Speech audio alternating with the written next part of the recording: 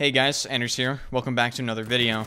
With Battlefield 2042 looking like it's going to be the largest Battlefield ever made, and it's just around the corner, a lot of new people are going to come to the Battlefield franchise, and I feel like Battlefield really does a terrible job at explaining how the game works and explaining some useful things you can do to improve your gameplay and just make your life overall easier. In this video, I'm going to be going over my top 10 tips for newbie Battlefield players or new Battlefield players coming to the franchise. And before we get into the video, I just want to point out one thing. Over 76% of you that have watched my videos in the past month are not subscribed to the channel. So if you find this video useful, subscribe for more videos just like this in the future. I plan on being one of the main sources for Battlefield 6 information as well as gameplay. So drop a like, hit that sub button, and make sure notifications are turned on for when I post videos. Now, before I start listing things off, I just want to point out that none of these things are in any particular order. I am just going to go in the order that I wrote them down, but there may or may not be more important things that pertain to you, so I will leave a time-stamped list of all the tips in the description. So, starting this video off with tip number 1, learning how to efficiently swap squads and spawn exactly where you want, or at least closer to where you want. Battlefield is a very large game, and that means sometimes you're simply not going to be as close to things as you would want, but there are very useful things you can do with swapping squads that can help really prevent this issue. Say your entire squad is dead, and the only spawn point you have is one flag that is very far away from all the action. What you can actually do is you can hit escape or wherever the squad menu is. You can go into the squad menu, leave the current squad you're in, and join a new squad. This will give you an entirely new set of squad spawns to choose from, and if you want, you can spawn and then switch back into the old squad you just left. This will not only keep you in the action more often, it will generally just make your gameplay more enjoyable. Tip number 2. Pay attention to chat or player notifications. In the upper left-hand corner, there's typically a chat box in Battlefield, and this can provide you with a lot of information such as request health, request ammo, thanks, no, all that sort of stuff. And what I mean by player notifications is typically when people are requesting ammo or requesting health or even requesting repairs, there is a notification above a player's head that will tell you exactly what they're asking for. And if you're a medic or a support, you can just provide them with whatever they need and move on with your day. Tip number 3, choose what class, weapons, and gadgets you're going to use based on the map and situation you are spawning into. Like I mentioned earlier, Battlefield is quite a dynamic game, and no situation is quite like the other situations you might find yourself in. So in Battlefield, get used to effectively switching your loadouts a lot per game. I would say I typically switch my loadouts, 2 or 3 times per game minimum, just based on what's going on. Sometimes fights can go from short range to long range, and I spawn in with a different loadout based on what I know I'm going to get into. This obviously takes some time to learn what you're going to get into, but once you do, I think you'll find that you will be vastly more effective if you implement this into your gameplay. Tip number 4 is always look at your minimap. The minimap is an absolute wealth of information in Battlefield.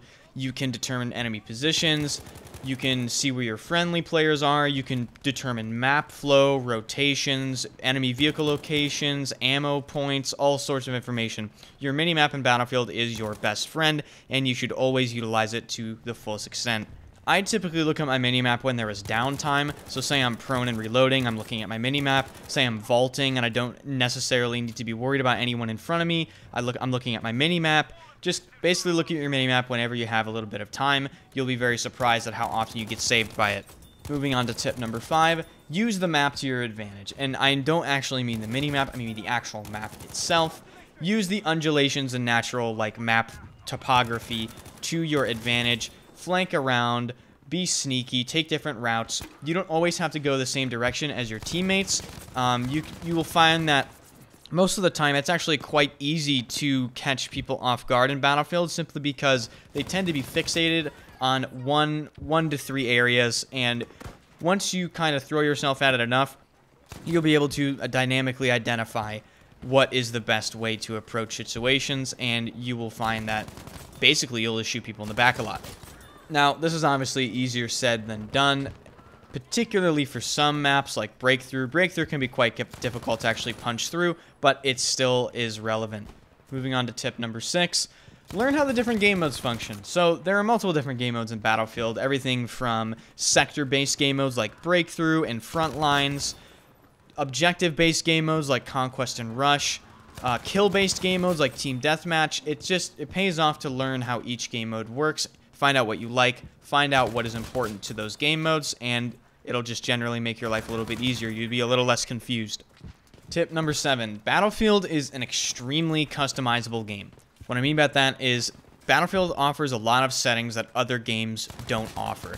You can change your crosshair color, you can change ADS field of view, you can change just a multitude of things that other games typically won't offer, and it is really important to, I think, take a few minutes and just kind of customize everything to your liking. You can turn HUD elements on and off, you can make your minimap bigger, you can change the opacity of your HUD, you can change the opacity of the minimap, just all sorts of things. So take a few minutes, customize it to your liking, and I feel you'll be a lot more comfortable. You'd be very surprised at the amount of people that do not actually touch their settings whatsoever.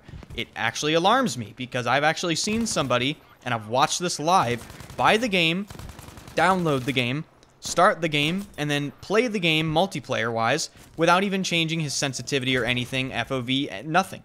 And yeah, let's just not do that. Moving on to tip number 8. Don't get discouraged if you aren't doing that well initially. Battlefield is a game with quite a steep learning curve because there's so much going on, and it can be very difficult for some people to actually understand how to manage all of the chaos that's happening around them. So I wouldn't get too down on yourself if you're just getting absolutely destroyed. Just play the game. You know, I find that actually watching more skilled players play the game, you can pick up a lot of information that you might miss. And obviously, there's no substitute for actually playing the game yourself. But yeah, don't get too discouraged. Tip number 9, do not use important vehicles like jets, tanks, helicopters, those sorts of things as taxis. This is referred to as taxiing in Battlefield. I've seen people jump in a jet, jump out to a point, and then immediately die. That is what we refer to as an ineffective taxi. Yeah, basically, use transport vehicles instead of actually important vehicles like the ones I just mentioned to get from point A to point B. That is why they are put in the game, and you should utilize them when appropriate. And last but not least, tip number 10. This tip might seem a little obvious to some of you. Obviously, this is more for new players.